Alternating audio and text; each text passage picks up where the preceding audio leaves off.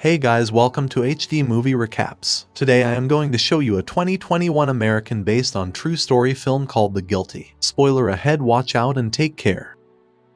On the first day working as 911 customer service, Joe was really tired of receiving the emergency calls that kept ringing every minute. But it wasn't just him. All his colleagues in the room were also overwhelmed by emergency calls. Even his own boss never stopped receiving calls. At this moment, Joe finally realized that his job as a 911 operator was very tough. Moreover, the city of Los Angeles is one of the cities with the highest crime rates in the United States. Not only that, the situation is now getting worse due to forest fires in most parts of the United States. Everyone in the room was too busy to even have time to just brew or buy sugar. While returning to work, Joe gets an emergency call from a woman named Emily on the phone. Emily can be heard crying while speaking incoherently. Joe, feeling strange, plans to hang up the phone, but suddenly a man's voice was heard. There, Joe realized that Emily was currently giving him a code indicating that he was kidnapped so that the kidnapper does not suspect. Emily pretended to call Joe by her son's name. Quickly, Joe told Emily to answer his question slowly. After communicating with each other using a code,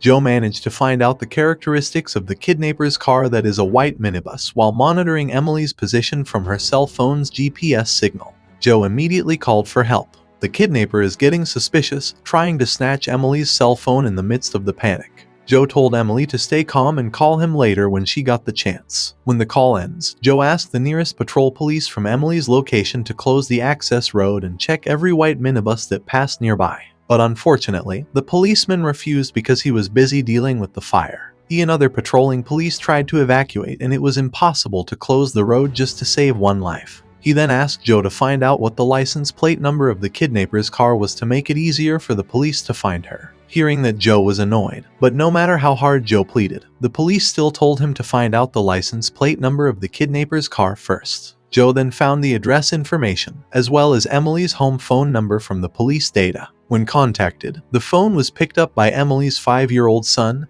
Abby. While frightened, Abby told Joe that earlier his father, Henry, came to the house carrying a knife and forced his mother into the car, leaving Abby alone with his younger brother, Oliver. Abby also said that now Oliver was sleeping in the bathroom.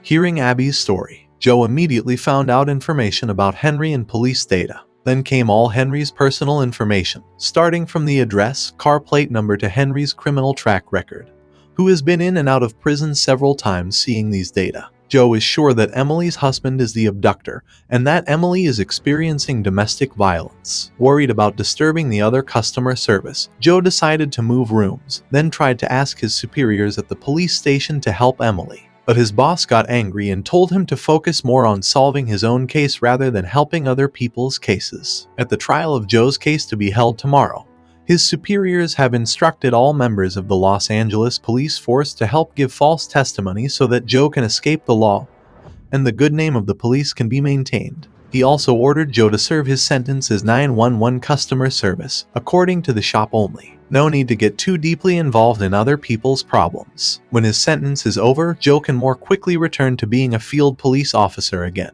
Hearing his boss's words, Joe was silent. As soon as memories of his case a few months ago began to resurface, Joe then called his wife on that call. Joe reminded his wife to come on time, according to the trial schedule tomorrow, to help give false testimony. Joe's wife didn't really want to be involved in this case, but his wife felt sorry for him because every day Joe kept asking for her help.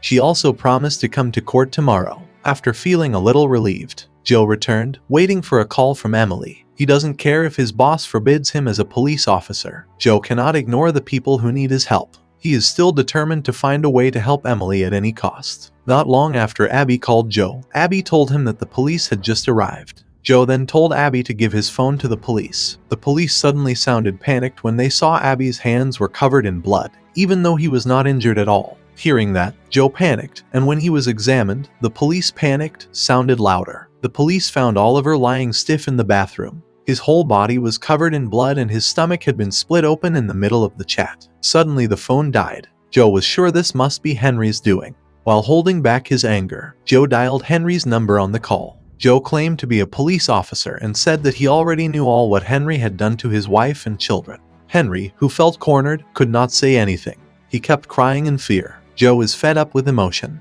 Joe said that prison sentence alone would not be enough for a ruthless killer like Henry. Joe swore that if he caught him later, he would have Henry executed. After saying that sentence, the phone hung up. Joe then asked for the help of his colleague at the police station named Rick. There was the sound of several people laughing.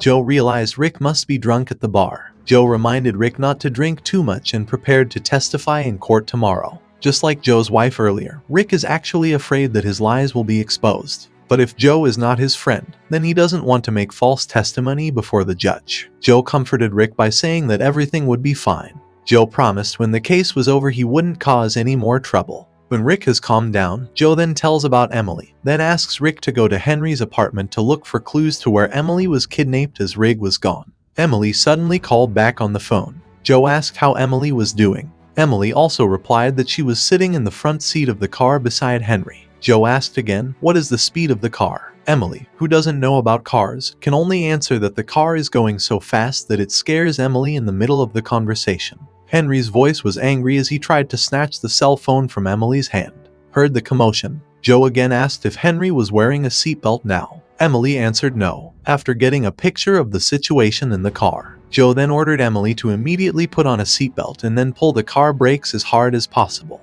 It phone disconnected. Joe could only hope Emily would give him news soon. While waiting, he called the patrol police to check the location of the last GPS point on Emily's cell phone. The minutes passed until Emily finally called again. She informs that Joe's plan failed when she escaped earlier. Henry managed to catch her and now Emily is locked in the back of the car. Joe also calms Emily by saying that he has a second plan.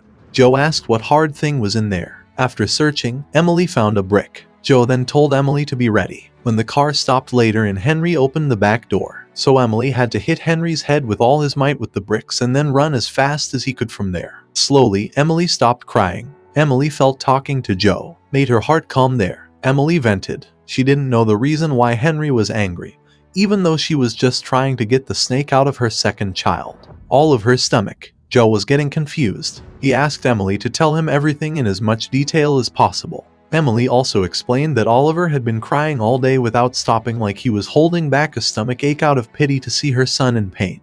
Emily decided to split Oliver her stomach, and immediately Oliver stopped crying. How relieved Emily's heart was now that her son could be free from pain. Hearing all these stories, Joe was silent. It turned out that his suspicions had been wrong. Then suddenly, Henry heard the sound of opening the back door of the car where Emily was locked. And as planned, Emily hit Henry on the head with a brick. The phone was disconnected again not long after Rick called and said that he had found a clue. After searching Henry's house, Rick found a bill from a mental hospital in the name of Henry's wife, Emily. Joe was so shocked, trembling. He tried to call Henry when the phone was picked up. Henry was heard crying in pain because his head was covered in blood from the brick impact. Henry tells that Emily has run far away. Henry then told Joe the truth. Henry's goal to bring Emily was to take her back to the mental hospital, even though he knows the mental hospital will refuse because Henry has no money, and his previous bills have not been paid. Henry is still determined to go there to protect his children. On the other hand, even though he is divorced, Henry still loves Emily. Henry was worried that if the police found out about Emily's actions, he would be arrested after the phone hung up. Joe felt that it was all his fault. If only he hadn't helped Emily escape. If he had not interfered in other people's household affairs, then this event would not have happened. Not long after Emily called again, Emily told him she was on a flyover while answering questions after question from Joe. Emily suddenly panicked when she saw that there was a lot of blood on her hands. Emily suddenly remembered what she had done to her own biological child. She kept crying, regretting her actions while repeatedly saying she didn't deserve to live in this world anymore. Even though she was calmed down, Emily was still crying hysterically. Emily then said that she wanted to jump under the flyover to follow all of her to heaven. Joe's heart broke. He says, whatever Emily's past mistakes, Emily still deserves to live. If there really is someone who doesn't deserve to live in this world, it's Joe himself. Joe knew exactly how Emily felt because Joe had also killed people while crying. Joe told all his sins the sin that caused him to now have to serve his sentence. A few months ago, while still serving as a field police officer, Joe misfired and accidentally shot a young man on the street to death. Joe also informed that tomorrow he would attend the first trial of his murder case. Joe explained that he and Emily were the same. Their sins are the same. Their regret is the same. But Emily must remember that Abby and Henry are always encouraging. All of Joe's words just now made Emily's heart calm. However, when the siren sounded, the police car arrived. Emily panicked again, then said she still wanted to go after all of her to heaven. The phone was cut off. Joe felt very sad and kept trying to call Emily again and again, even though the number was no longer active, until finally Joe's phone was answered. Unfortunately, it wasn't Emily who answered the phone, but the police. The cops informed that they managed to save Emily before jumping in. Hearing the news, Joe burst into tears of joy. A few minutes later, his boss came to tell him that Emily's second child, Oliver, had been saved and is currently being treated at the hospital. Joe could only be silent in relief and then went to the bathroom. From this incident, Joe realized that Emily's case was a reflection of himself. He can easily advise others while he himself tries to various ends and run away from responsibility in his heart. Joe decided to dare to face reality. Even though he had to be imprisoned, fired, and tarnish the good name of the police, Joe will not run again. Joe then contacted the witnesses one by one in court tomorrow and asked them to testify honestly. Thank you for watching.